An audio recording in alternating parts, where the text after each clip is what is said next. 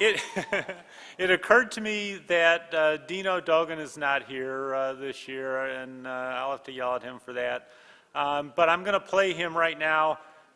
For those of you who were in Vegas a couple years ago, he spent a lot of time, every time he got near a microphone, saying, hydrate, hydrate, hydrate. Especially for those of you who have gone outside and enjoyed the outdoors, you really need to pay attention to that because you can get sick and miss out on the conference.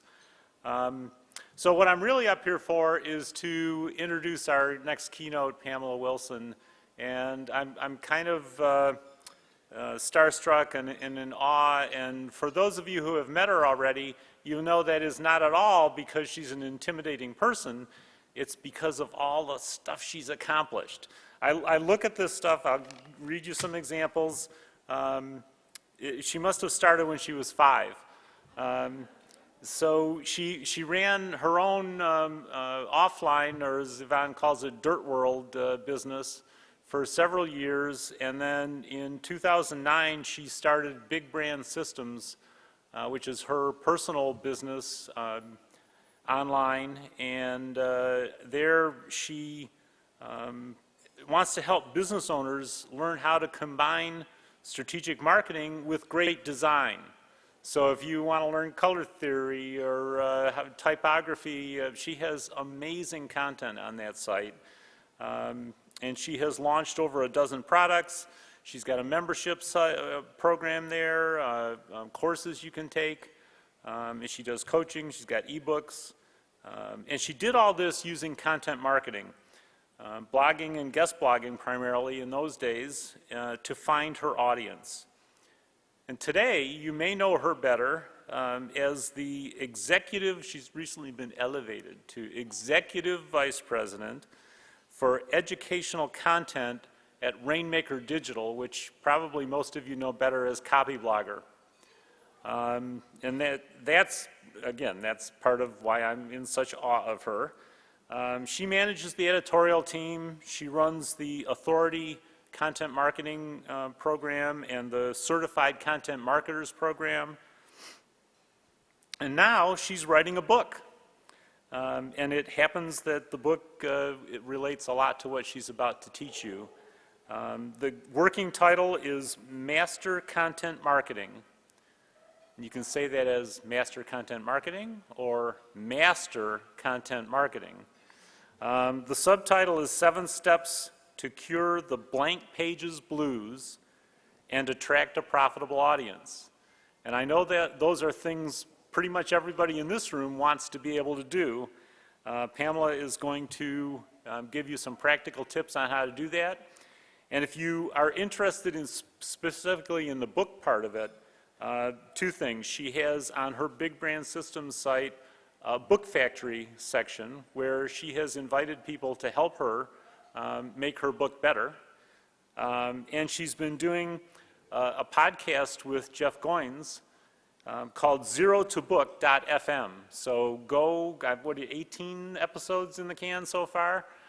If you are at all interested in writing a book, if you want to make the one you're working on better, there are probably not 2 people you could find in the same podcast that could help you more than those 2.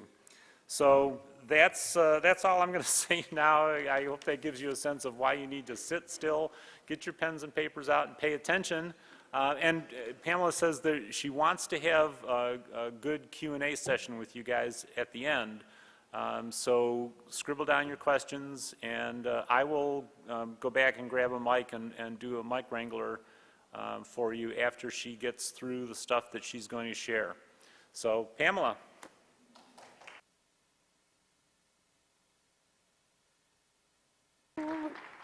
Thank you.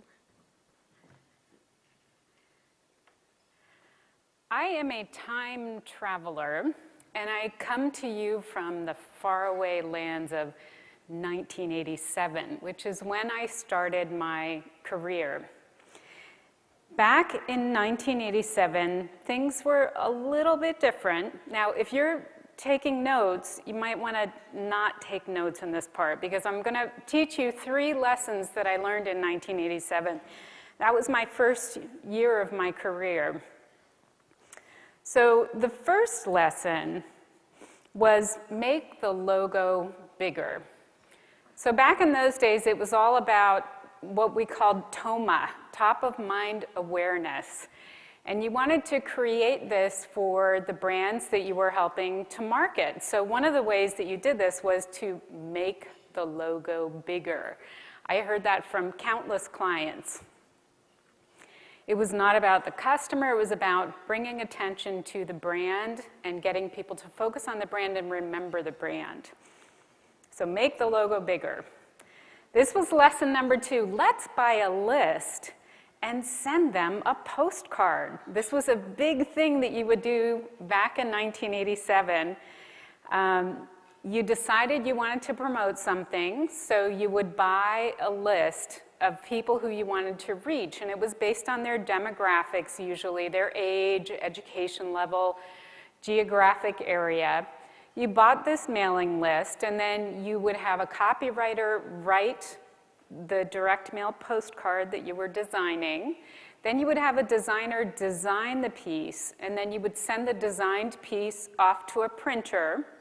The printer would print the postcards, send them off to a mail house. The mail house would imprint the postcards with the addresses that you bought, and then they would mail them to people's mailboxes, where people basically would take them and stand over their garbage can and go, and throw them all away. But this was state-of-the-art marketing technology in 1987. People did it a lot, and the whole process took like 4 weeks to complete. But it was a good way to get an audience back in those days. And then the third lesson from 1987 is, do you want to create awareness? Well, place an ad in the newspaper.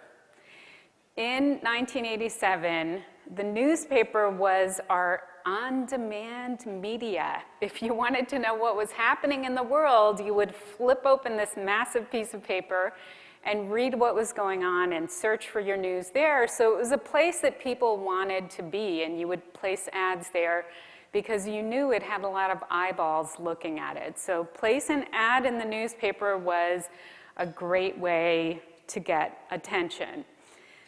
All of these techniques used this philosophy that was basically, we have a message we want to get out or a cause that we want to promote, and we're just going to stand there and spray it and spray it and spray it on people, hoping that they will act on it when it comes time to make a buying decision or a decision to commit time or money to an organization. I call it spray and pray. It was not terribly effective because you ended up sending your message out to way more people than what were really interested in your message. And you ended up annoying a fair amount of them. So that part wasn't very fun. And on the receiving end, you have these people who were basically drowning in information. They were getting marketed to from all corners and being sent information that they didn't ask for and weren't necessarily interested in. So it wasn't a terribly effective system. So let's fast forward to today. Here we are, 2016. It's almost 30 years later. And things are completely different now. Or are they? That's what we need to talk about. Let's look at this and see if things have actually changed from what they were like back in 1987.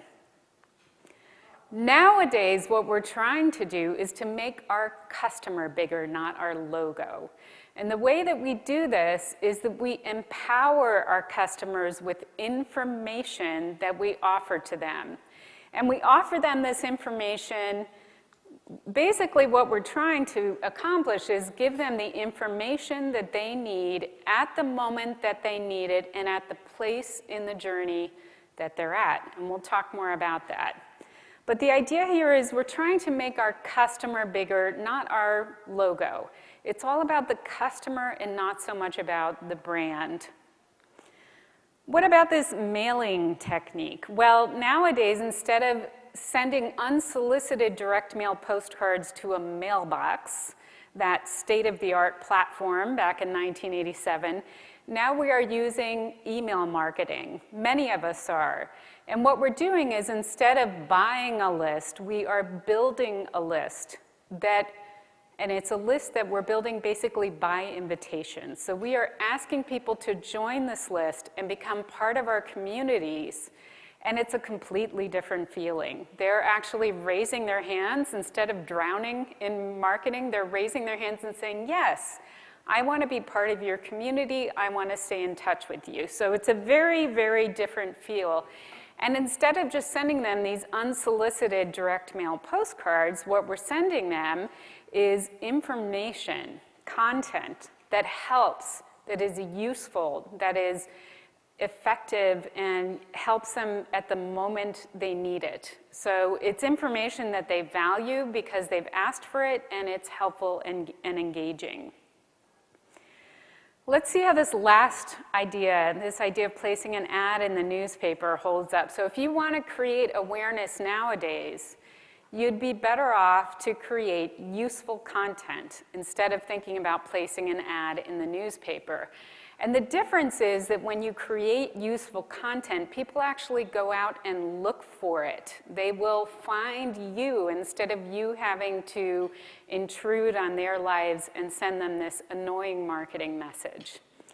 So all three of these changes in the way that we get our messages out and try to draw an audience to us, they all have this common thread. And I'm going to give you a hint on the next slide. I want you to look very closely because I don't want you to miss this hint.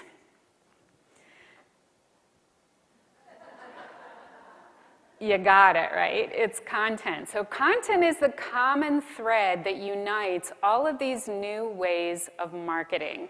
And we know that content works. Now, for everyone in the room, before we go any further, I should define what I mean by content. So when I talk about content, when I talk about content marketing, that is very inclusive. So I'm including blog posts, written blog posts. I'm including podcasts, video.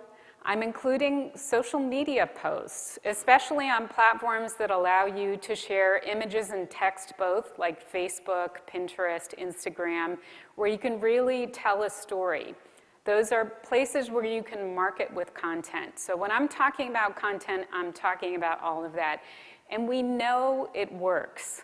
We know that really effective content can draw the right audience to our business or to our cause. And we know that it helps to build authority and build trust. But it's not easy. So that's what we're going to talk about today.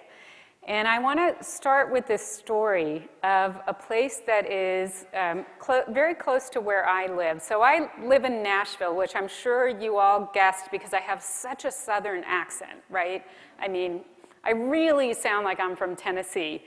I've only lived there for 2 years, so the accent has not rubbed off on me. But, and I always tell people I'm from Nashville. When someone says, where are you from? I always say, I'm from Nashville.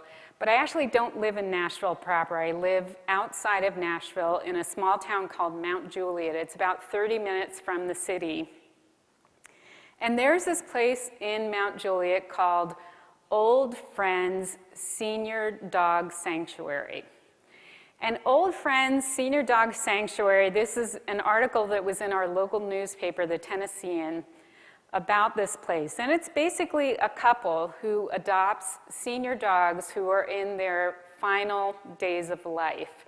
Most of the dogs have very serious health conditions. They need a lot of care. Some of them have pretty severe special needs. And this family opened their home and their hearts to help these dogs. So they got some coverage in the local paper, which is great. This is their website. Their website is not going to win any design awards, okay? There's no risk of it winning any design awards, but what they do right is they tell these amazing stories about these dogs. So this is why I wanted to bring you the example, because it's an example of very well done content marketing. So they have this website. They're telling the stories of the dogs. They also tell the story on their Facebook page. Again, the Facebook page is not going to win any design awards. But can anyone see how many likes they have? 1,400,000-something. They have a huge number of likes. And the reason they have so many likes, I'm convinced, is because of the stories that they tell about these dogs. They tell these super engaging stories about these dogs. And, people following the Facebook page just fall in love with these animals. They do it on their website, but they do it on social media as well. They do such a good job that a writer from New York Magazine, all the way up in New York, discovered their Facebook page and wrote this article about Mount Juliet's Old Friends Senior Dog Sanctuary. Gave them a huge amount of coverage. And this writer actually called it the last pure spot on the web. I'm reading my little monitor down here. The last pure spot on the web. It was like the last happy spot on the internet. It was incredible coverage. He wrote up this story, and they got this incredible coverage from a well-known publication. And it's all because they're using content marketing well. So my husband travels a lot, and he had to leave this morning to go to Hong Kong, actually. So he was in the Nashville airport early this morning, and he sends me this text. You're not going to believe it, but Old Friends Senior Dog Sanctuary has a display at the Nashville airport. And I'm like, what? So he texts me, so these are brand new slides, fresh from this morning. He texts me these photos of this display. And again, this is content marketing. Wait until you see what they've done. So this is a glass display, it's lit, and it's got these ceramic pieces of art that are in the shape of these dogs, right? That's a puppy. And they were able to get members of the community and even artists in the community to either create or paint. I'm thinking maybe they just painted them. But this is Ashley Judd. This is the puppy that Ashley Judd painted, I'm thinking, I guess. This is Barbara Mandrell did this dog. So they've reached out to people in their community. I mean, this is what I think is so fascinating is you would not think that an organization in this tiny town in Tennessee would have this kind of reach or would think to put their cause like in the airport, And here's an important thing just to give you some context.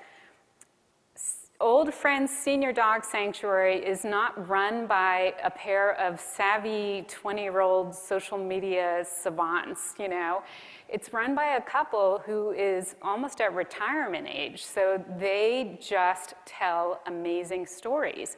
And because of the amazing stories they tell, they've gotten a lot of support from both the journalistic community and the artistic and local community.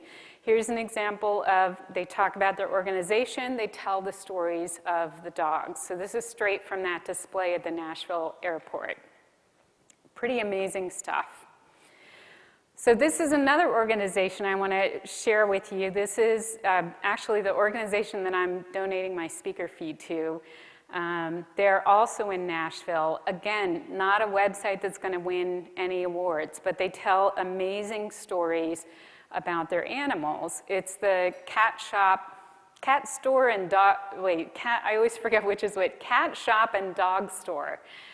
Their main focus is cats, really, at this place, though. And they use their social media very masterfully. They tell great stories about their animals.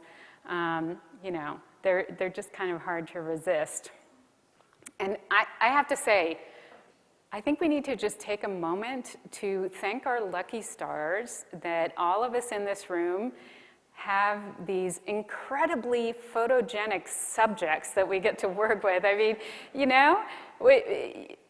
this could be a convention of people who wrote about, I don't know, wrenches or hammers or something, right? But, we're all writing about animals and pets, so that's wonderful.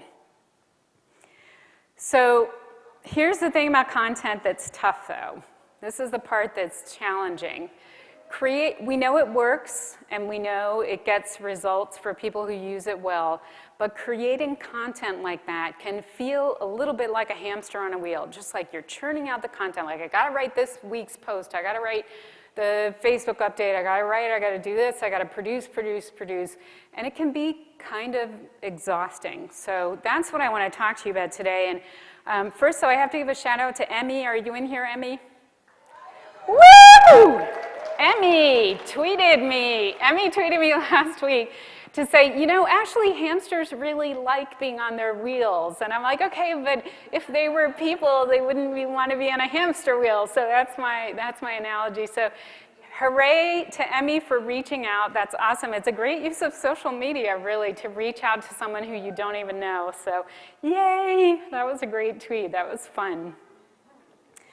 But we don't want to feel that way, right? Hamsters may like it, but it's not really for people. So what can we do? And you know, the other part of the challenge is that there's just so much out there already. There's so much online, so much content that's already vying for people's attention.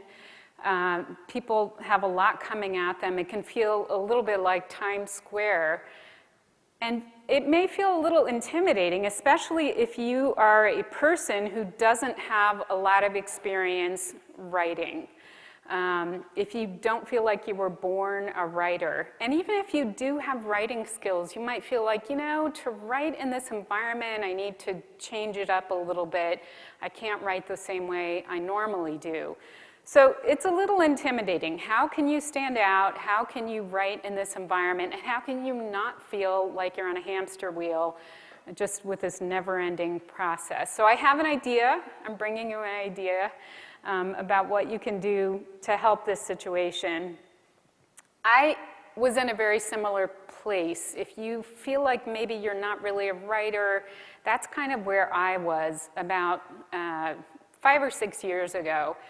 I had, Tom, I don't know how old he thinks I am, but I am like way older than Tom thinks I am. So I ran a design and marketing studio for 20-some years.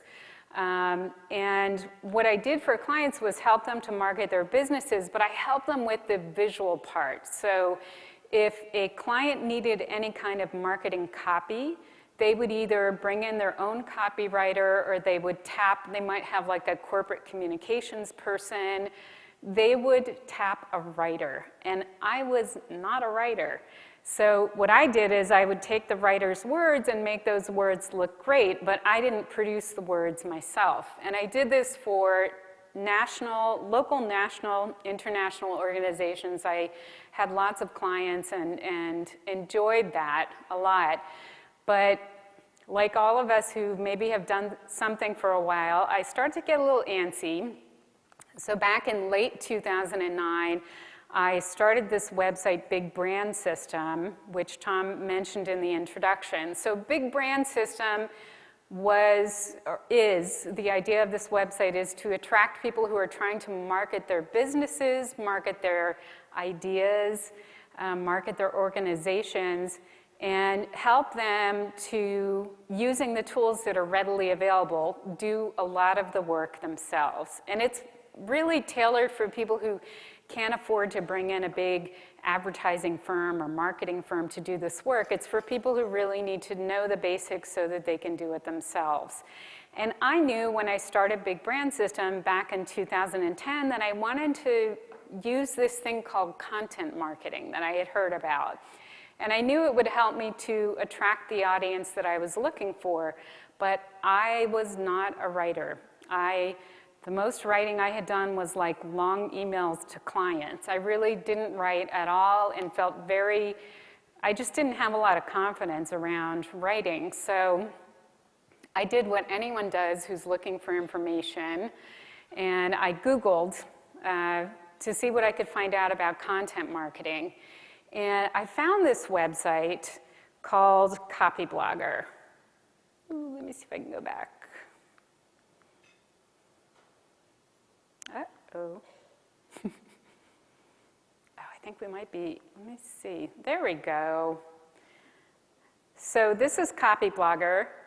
And it is an amazing resource for information about content marketing. So I found this site and started reading it every day and just trying to absorb everything I could from this website.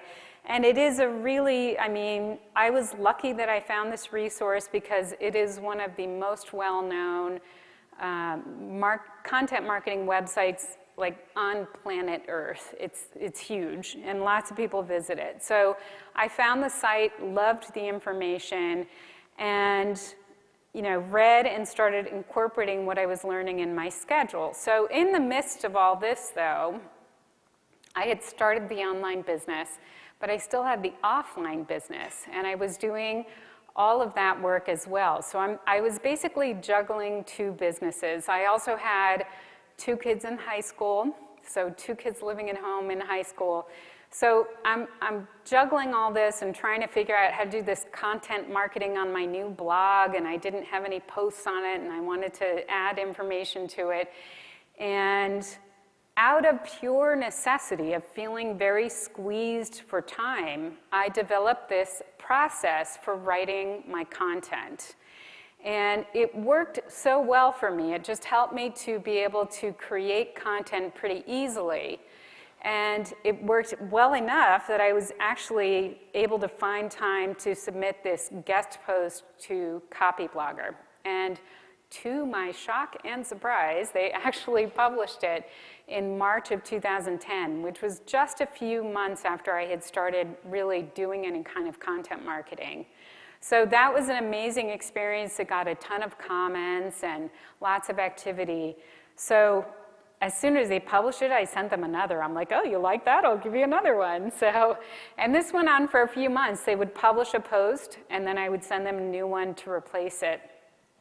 And finally, a few months after this whole process started, they actually asked me to write for them once a month.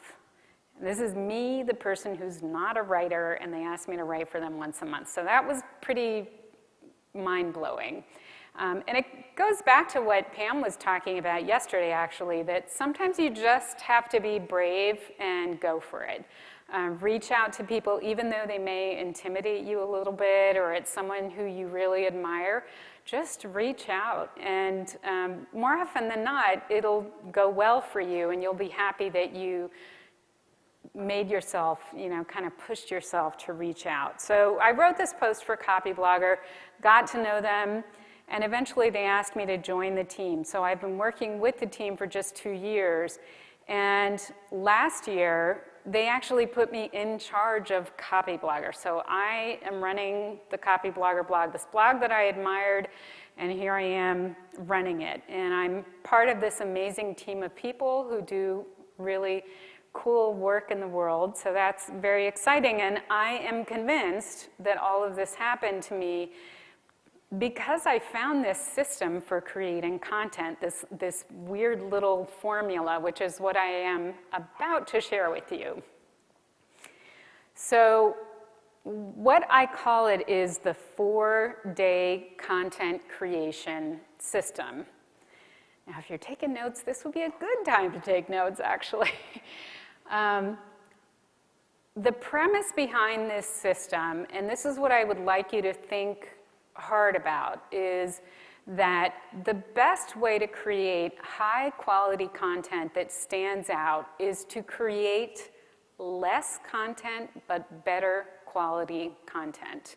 So if you're writing 4 or 5 blog posts a week, consider paring that down so that you maybe write less posts or post less podcast episodes, for example, but you are focused on making them really, really high quality. And the reason for that is that there's so much out there already. And the way that we can stand out is to make sure our content, our blog posts, everything we put out there is really high quality. So the way this works, the way the 4-day content creation system works, is you choose a day that you want to publish. Now, I recommend aiming for 1 super high quality piece of content every week. So if you aim for that, then you pick a day that you want to publish, and then you work backward 3 business days, because we don't need to be creating content on our weekends. We all need our weekends, right? So you pick a day you want to publish, work backward 3 business days, and then you can start this 4-day system. So day 1, what do you do on day 1? What I recommend on the first day is that you just map out the basics of your piece of content. And what are your basics? Well, I like to say it's kind of like you're building a backbone for your piece of content. So the first important piece is the headline. Why are headlines important? Can somebody just shout out, why are headlines important? Google, yes. What else? It's the first thing you see. Now, it's the first thing you see when you get to the piece of content, but it's also the thing that you click on. Exactly. So headlines are super important. They're the first thing that gets attention, and it's kind of like that first decision point, because with any piece of content online, people are like, oh, I don't know, I'm really busy right now. I have so much going on, I'm not going to read this, right? You have to get them past that point of just wanting to blow off the piece of content. And the way that you do that is you write a really strong headline. So day 1, I would want you to spend a lot of time generating a ton of headline ideas so that you can throw out 99% of them and just keep the one that is actually going to get that click. The other thing that you can work on the first day is subheads. Subheads are really important in a piece of online written content for a couple of different reasons. One thing that subheads do is they give people who are skimming a piece of content a little bit of information about what they're about to read. So somebody's clicked on your headline, you write this awesome headline, and they click and they're on your content. Well, they're still not completely sold that they're going to stay there and read the whole thing. They're looking. It's like, oh, I don't know, do I have time for this? So they scan down the page. If you have intriguing, curiosity-provoking subheads, they'll say, oh, this looks interesting. Maybe I should actually read it, right? So great subheads will do that. They'll convince the skimmers to dive in and consume your piece of content. But the other thing that a good set of subheads will do for you is they create this structure. So they're almost like signposts that show you how you're going to develop your information within your post. That's why I call it the backbone, because if you develop your headline and your subheads, then you've sort of thought through the piece of content and you know what direction you're going to take it and how you'll get it from the beginning all the way to the end. So day 1, backbone. Create those 2 things, your headline and your subhead. And that's all you really have to do on day 1. So let's look at some, there we go, tools for day 1. I love mind mapping tools. They changed my life as a writer when I started using them. I resisted them for a long time because they just seemed kind of geeky and I wasn't interested in them. But when I started using a piece of mind mapping software, it made creating my content so much easier because it allowed me to just dump ideas out of my head and then reorganize them until they were in some kind of order that made sense. If you really prefer tangible objects, and I have a lot of friends who prefer to have something that they can hold in their hands, you can use index cards or even Post-it notes.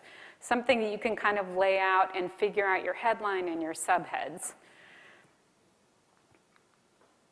So this is a mind map, and the type is way too small for you to see it, but this is a mind map of a post I wrote for Copyblogger recently. So on the far left, you can see the headline, and then everything that's bolded, those turned into the subheads. So this was basically what I did on day 1. So I wrote the headline, I wrote the subheads, I dumped in some thoughts that I wanted to make sure I included, and that was it. And that's all you have to do on day 1. Once you have this done, you can walk away from the post and go on with the rest of your day.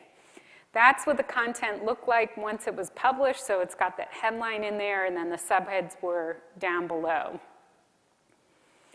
So that's day one. That's all you have to do. And this is why I'm recommending that you break this process over several days, because taking it in chunks like this will give you a chance to step away and come back to it with fresh eyes several times. And that is going to improve the quality of your content. So day two, how many people in here are coffee drinkers? Raise your hand.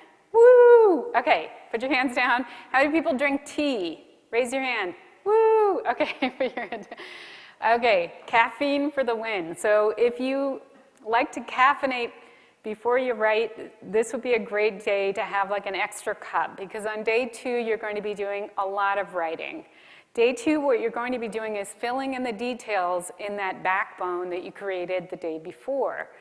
And the idea here is you want to get your first paragraph written. Well, first of all, you'll look over your subheads and your headline from the day before. You're looking at it with fresh eyes, and you can say, does this still work, or do I need to tweak something? So you'll do any kinds of tweaks that you may see that need to happen. And then you write that first paragraph. You create like an introduction section of your post, and then you go and fill in under all those headlines, and you wrap it all up with a call to action. What's a call to action? What you want them to do next. You are a good student, Tom.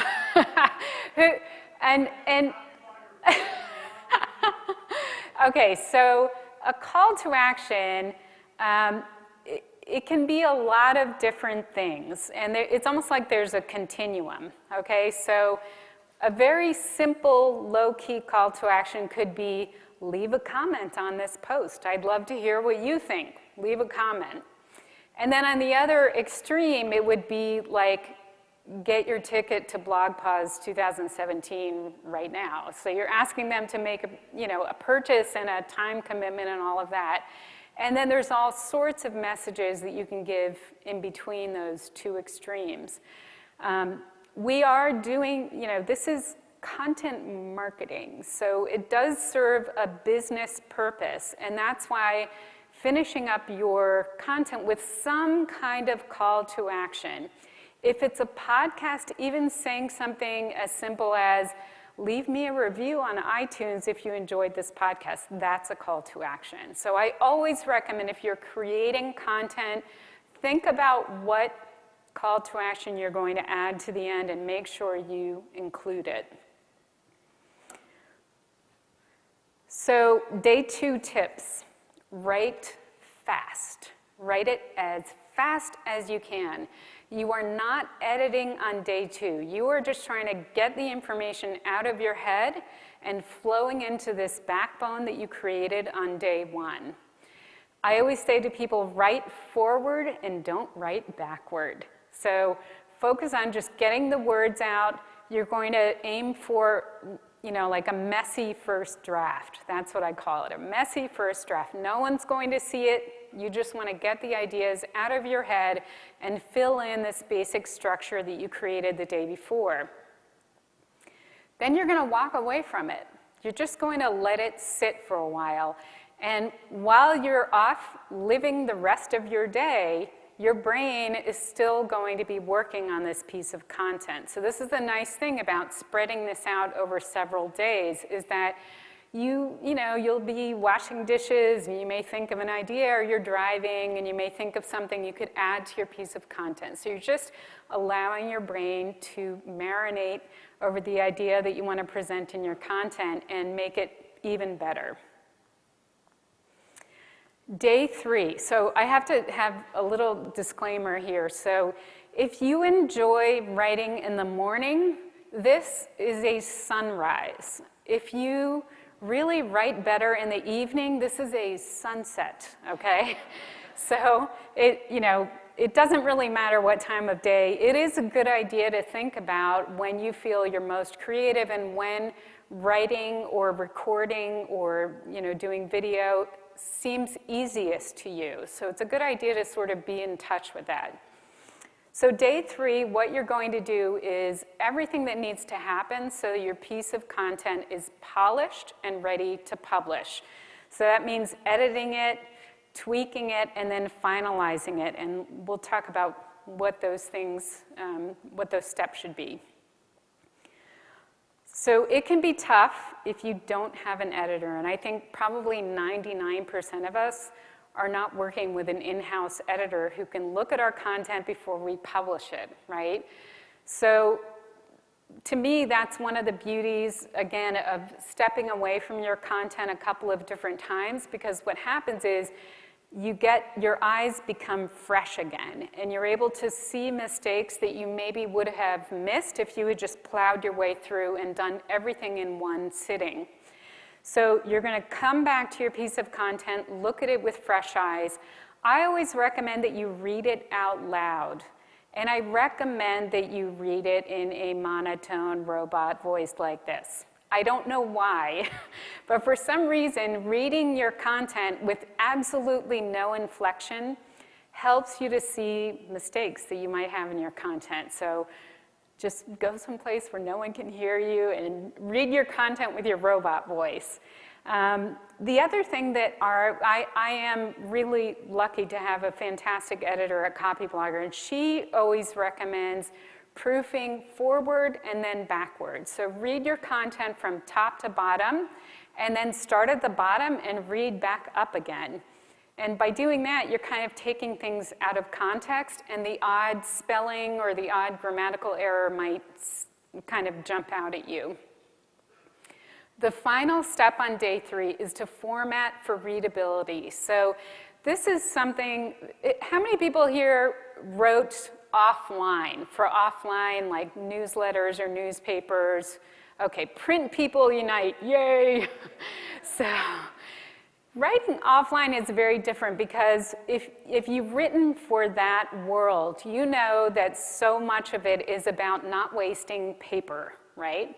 You want to make sure your page count doesn't go up too high. So you're always worried about conserving your vertical space and making sure you're not spreading things out too much and having to pay the printer more money and pay for more paper and making a publication that's heavier and costs more to ship and all of those things, all of those considerations.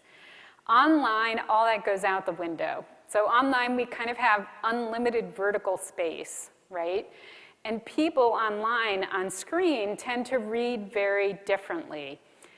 So what happens is where for print, you might have a paragraph that has 5, 6, 7 sentences. Online, it's better to keep it to 3 to 5 sentences per paragraph max. Every once in a while, just to mix things up, you can have a 1-sentence paragraph. That's always fun. When you want to really make a point, you could just say it with 1 sentence. So what I always say to people is, when you're formatting for readability, and if you come from, if you've either just been in an English class where they told you that every paragraph had to have 5 to 7 sentences, or you've been writing for print where that was just the style, what I tell people when you're writing online is every time a thought turns a corner, hit the return key. So you basically want to get to be really good friends with your return key and hit that return key as much as you possibly can, and just space out your thoughts a little bit so they're easy to read.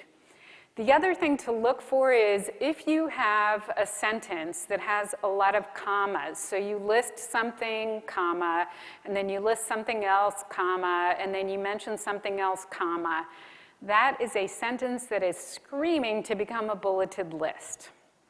So whenever you see that in your content, you want to add a bulleted list instead of just making a long paragraph or a long sentence that has a ton of commas in it. So that's the kind of thing you want to do on this final day before publication, is just step back and see what you could do to make the post easier to read and look friendlier and more accessible. I also highly recommend that you add an image. Now, I don't think that's a tough thing for the people in this group. You have a lot of amazing images to choose from. But if you are out there looking, this is a great resource. Pixabay.com, if you're not familiar, is a free stock image website. You do not have to credit the photographer, so it's very convenient. And they have a very good search function, so you can search almost as if it's a paid site, but it's free. For paid stock photos, I love bigstockphoto.com. That's kind of my go-to resource, so that's the one I recommend. And you need to make kind of a decision when it comes to the image at the top of your post. And I wanted to show you these post images from Copyblogger. You can either, well, you can have an image with no text. That's always an option. But I love it when people incorporate text with their images, because these images become almost like ads for your content when you run them on social media. So you have an opportunity to spread the word about your piece of content with an image that maybe has a little bit of text that will give people context and let them know what your content is about. And you can handle it one of two ways. You can add your content headline on your image, or you can do what we do on Copyblogger, which is we kind of write an alternate headline and put that on the image. So if you go to our posts, they'll have one headline, then they have an image, and the image says something slightly different. So we made that decision, and the reason we decided that is because it gives people two ways to get interested in the post. So if the headline doesn't grab them, maybe the text on the image will grab them. That was our philosophy. So you made it to day 4. This is your final day, and what you want to do on this day is to publish and then start promotion.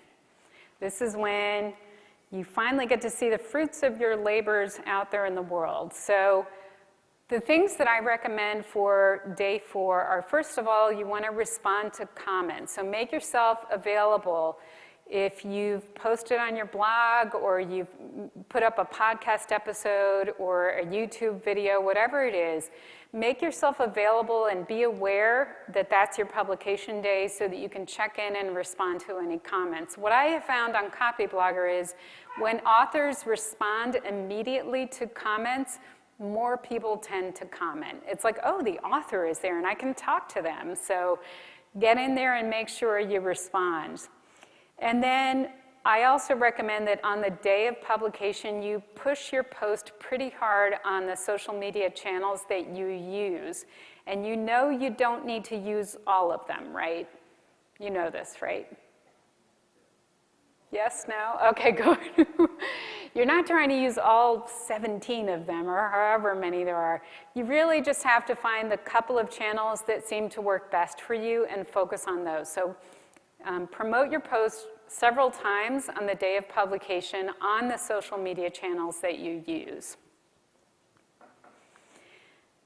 Epic posts. So an epic post is when you put a lot of effort into a piece of content. Maybe you've gathered resources, or you've interviewed a lot of different people, or you have a huge collection of photos you want to share, or lots of information, and you put it into a post that you've spent a lot of time on. It's going to be a great resource. When you write that kind of content, do not be afraid to reach out to your colleagues and ask for help promoting it. Really great content deserves to have the best chance possible to touch as many lives as possible. So reach out to other site owners, ask them if they would be willing to share, and pass along your content. The nice thing about focusing on publishing one day a week is that the rest of the week you can spend it keeping that single piece of content in rotation. What happens in social media, and I think we can all relate to this, you see a post and you're like, well, that looks interesting, but I'm in a hurry. Maybe I'll read it later. Well, if that person never promotes that post again, then you lose your chance to reach them. So don't be afraid to keep that content in rotation and continue to promote it during the rest of the week. In other words, the other 6 days. That's going to give it the best chance possible. What I want for you is to create content that you are proud to put your name to. that you feel really great about. High quality content that stands out because the information is engaging and useful and maybe even entertaining. And content that works for your business or for your cause. It draws the audience that you're looking for. It builds profits for your business or donations to your cause, whatever the case may be. And stepping back and creating your content over several days will give you the chance to create the highest quality information that you possibly can to help it to stand out among all those other websites that are vying for our attention and all that other content that vies for our attention. If you think about your content like a gift that you are giving your readers and the visitors to your website, and then you give yourself the gift of enough time to create content that really stands out because it's high quality, that's going to give you the best possible results and help you to create content that really makes a difference in the world. I would love to stay in touch. So this is where you can find me. I write for Copyblogger about once a week now. And you can also find me on Big Brand System, and that's my Twitter handle. And I left a ton of time for questions, so I would love to hear any questions you might have. I just gave you lots of information. So. And Tom has the mic. There we go. And the mic is Okay, working. I'm going to give you an idea of how I'd like to do this. I'm going to look around for people with hands up and take the mic to that person. And then after they've asked their question, while Pamela is answering, I will be looking around for the next person so that I can get there in time that we can move this along. And I'm going to start because on that epic content slide, I immediately had the question, do you have any thoughts on how often a blogger should be going for the epic so that they can do that little bit additional campaigning for it? Yeah, I mean, wouldn't it be great if there was a formula for everything, right? But I would say, my gut would say, you know, if you could create a post like that once a month, that would be fantastic, or even every other month. When you write something that and we all know what the epic content is, right? It's that one that you have poured a lot of effort into and that you know is going to be really useful, not just now, but a year or two from now, somebody will stumble across it and be like, oh my gosh, I just found this treasure chest of information about this topic that I'm looking for. So when you write a piece of content like that, you want to get help promoting it. And you know, you don't want to tap those people every week, right? So maybe once a month or once every other month, that would be something to aspire to. Excellent, thank you. My question is, when you finish your blog and you have your social media shares there, and you hit Facebook, and it goes on Facebook, and then you're hitting it on LinkedIn, or you're putting it up on LinkedIn, and it will say Twitter and Facebook, and maybe it's automatically linked, and then you look at your Facebook page, and there it is 7 times. Oh. Well, not 7, but 2. But more than once. Yeah. I would check your Facebook button, because that sounds Okay. like it sounds like it might be broken. It's not supposed to do that. Okay. Unless, did you have too much coffee that day and maybe click the buttons?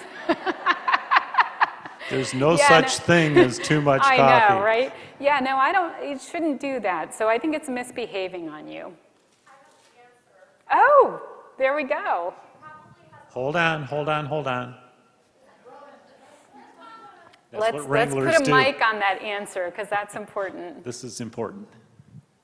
Hi, I probably have the answer to that. I'm Snowcat Dog, and what I'm thinking is happening is that you have your accounts linked. So for example, when you post on Instagram, it allows you to also share on Facebook, also share on Twitter, also share on Tumblr, also share on Swarm, and then it'll just keep posting. And if you share it on Twitter, you can also share it on Facebook. If you share it on Facebook, you can share. So that's how you get all those multiple posts. I'm guilty of it too. I leave it be because I'm like, well, that's the more people who are seeing the post. Yeah. That sounds like a good explanation. Yeah, I guess the first thing is decide whether you want to leave it that way, and then if not, you got to take control. Nice. What do you mean about rotating your blog the other 6 days? Wouldn't that be kind of just repeating it, or maybe just changing the words slightly? Yeah, that's a great question. So I believe in changing the words slightly. So worst case scenario, you have someone in your audience who follows every single social media post and somehow manages to see every single one, okay?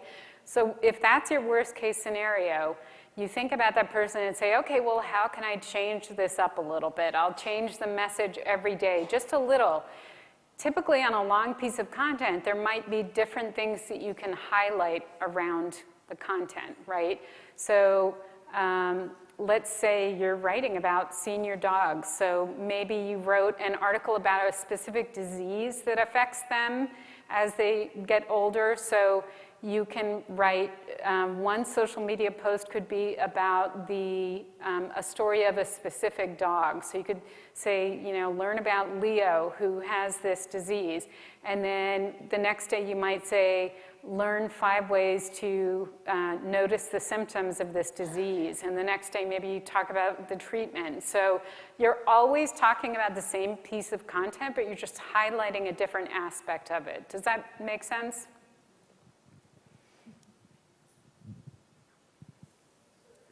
Oh, am I up? I have a question. I actually work for a couple of partners who've asked me to put together a content marketing strategy. They don't know that's what they've asked for, but it's what they've asked for. I love it. Yeah. And I'm having a hard time getting their buy-in for how much time it does take to create quality content with research and putting things together and coming up with how, who you're speaking to and how you're going to create that. And I was wondering if you have any suggestions, because they've asked me, they're like, we want you to do it, but we don't want you to take very much time to do it. And I keep saying, if you want it to be effective, you need to put a lot of time and thought, into this. Yeah. Because it does need to be quality if you're going to stand out. Right. So I don't know if you have any suggestions on how I can, convert them to give me the time to work on it, because they're kind of like, well, that could kind of be a little part of your job. And I'm like, that needs to be a big part of my job. Yeah, yeah. I mean, the one thing you could say that's probably realistic would be to say, in the first 6 months that I'm creating this content, I anticipate that it will take me longer because I'll still be getting to know the audience and I'll be figuring out what resonates with them. So I would think that at the beginning it will indeed take longer. But as you do it, you probably, it should get faster over time. So I'd be a little, to me that's a little bit of a red flag to have a client who's like, yeah, we want you to do it, we want big results, but we want it to only take a little bit of time. Like that kind of attitude worries me a little bit. So if you can tell them something like that and manage their expectations and just kind of say, it's going to take me longer at first, are you okay with that? And then if they're okay, then you can move ahead. But anything that you can do like what I just presented, where you're creating some kind of a structure and creating content within that structure, that's going to make it much easier. Who else? I'm over here. Yes. I'm Josh from Hello Token. What would you give for advice? I know you stressed headlines and subheadlines. Like, what's the best way to get like a hook on that headline? Just starting out. Yeah. So you mean how do you create a headline that makes people want to click? There's a lot of resources. That could be a whole speech, right? There are a lot of resources out there that will offer you kind of like headline formulas. And when you see these formulas, what you can do is just kind of customize them with your own information. So, but just off the top of my head, 2 headline formulas that seem to always work and have worked since the beginning of advertising are how-tos and list headlines. So a how-to headline is how to do X better, faster, how to make X more fun, how to be more efficient at X. People love to feel like they're going to get a result from reading your content. And so any headline that promises a result, it's sort of like they're going to invest the time reading, and by investing that time reading, they're going to get this result. That's usually a winning headline. The other kind of headline is the list, or let's say the number headline. So 7 steps to keep your dog healthy when the temperatures are above 110, you know. Anything that basically promises a set amount of information or steps or chunks sounds digestible and like it's going to be useful. So, you know, 8 simple ways to fill in the blank, that kind of stuff. Those 2 headline formulas work great. And then outside of that, I would just do some web searches. We have a great resource on Copyblogger. You can sign up at my.copyblogger.com. And we have a free ebook called Magnetic Headlines. And that's actually got a ton of formulas. So you can look, and my new book is going to have formulas too. They're a lot of fun when you have a basic formula and then you can just fill it in with your own information. That's a great way to get started.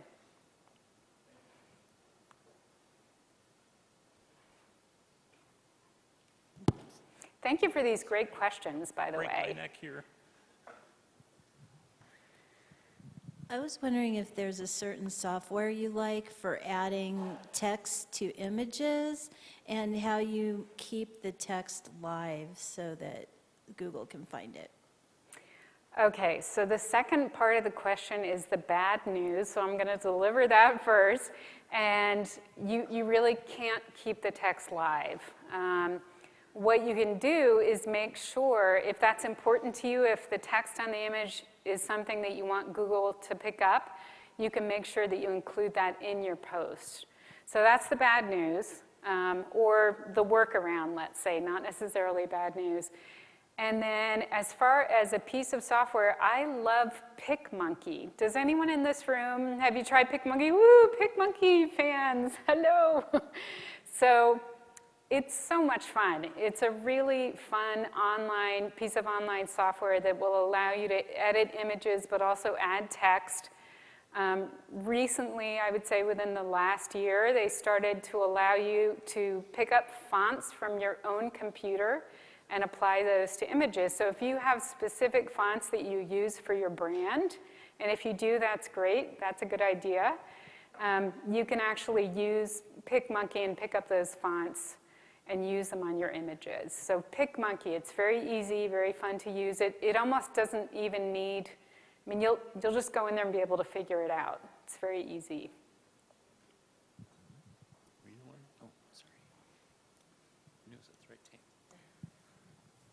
Well, I have a helpful, potentially helpful info as far as the text on the images.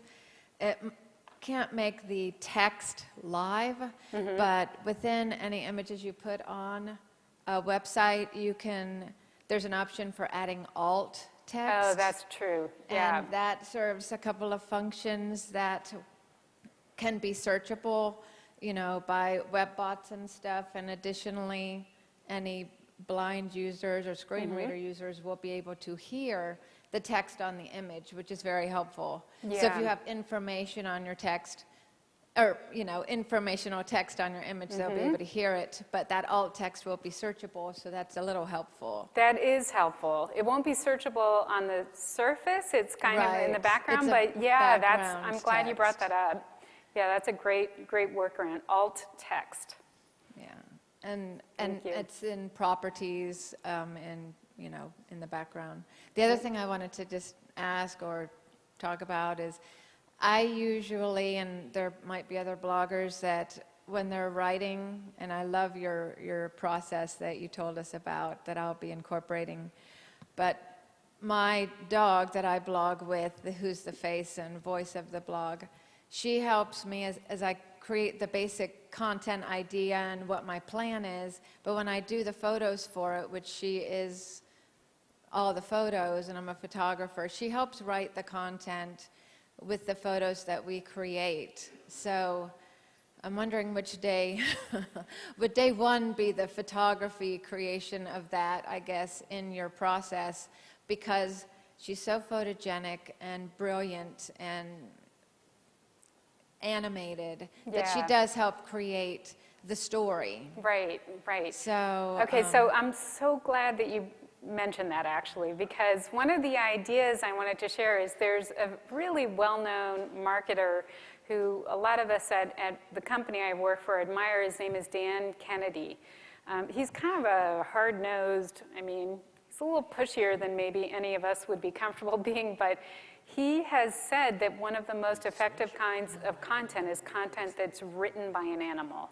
So I think that's so awesome that you're doing that. So what I would recommend in that case, where you're really dependent on this kind of unpredictable being who's going to provide your photo material, is to think about creating a bank of photos. So think about taking some days in your schedule and making those photo shoot days, and just developing 40, 50 shots. It's almost like you're going to create your own stock photo service of photos of your animal who you're including in your content. And that way, you'll have things to pull no matter what you want to talk about in your piece of content. You'll have some examples. You could do that over several days and develop 100, 150 images that you'd be able to pull from. Your dog will get a little tired of it, but you'll know how to manage that. So, sure. Well, I'm sorry. Go ahead. I was really excited to hear about the 4-day because I always have problems putting aside other projects to work on my blog. But in your 4-day formula, when do you have time to do research? Yeah, it's a great point. So not everyone writes content that needs research. So let's start with that. I mean, you don't have to research some of the content can just come out of your head, right, without any research.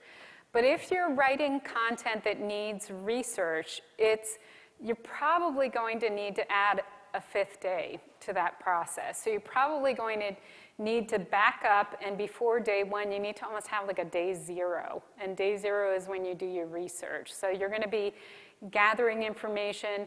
Maybe on that day, I mean, the thing about my system is you're going into day 1 with a topic in mind, and maybe you need to use your research to even figure out what that topic is. So it probably needs to happen on day 0. Figure out your topic, what you want to say about it, and gather your information so that you have it. That's a great question. Hi, thank you first of all for coming to speak with us. I really appreciated hearing your... This is good that I'll Tom's stand. waving because I hiding in the corner. Sorry. I'm a tiny person. No, too, so that's hard to okay. see. Thank you.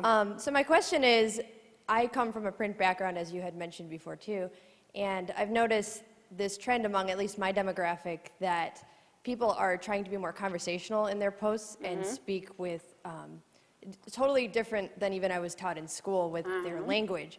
And from a professional perspective, what do you recommend? You're very eloquent when you speak. How do you translate that into that new format of writing for the internet? Yeah.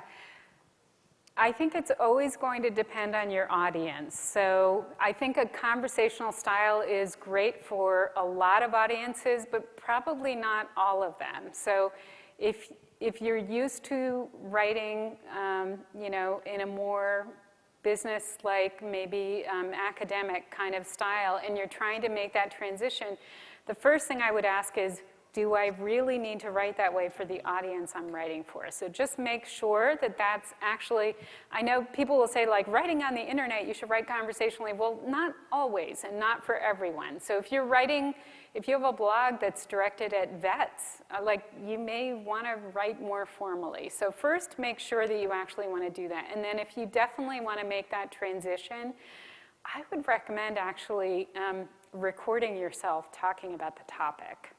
Because then you are literally conversing and you're just writing down the words the way they come out of your mouth. Now, you're going to want to clean them up, but they likely will start from a place that's more conversational if you do it that way.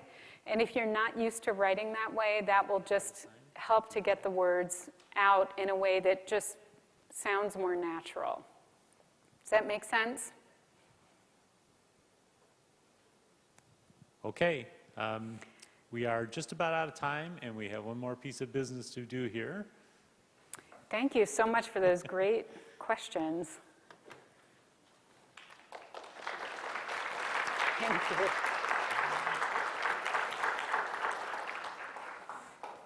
So you kind of let the cat out of the bag. I did. I So let I'll the let cat you out. tell them. Oh. Get it?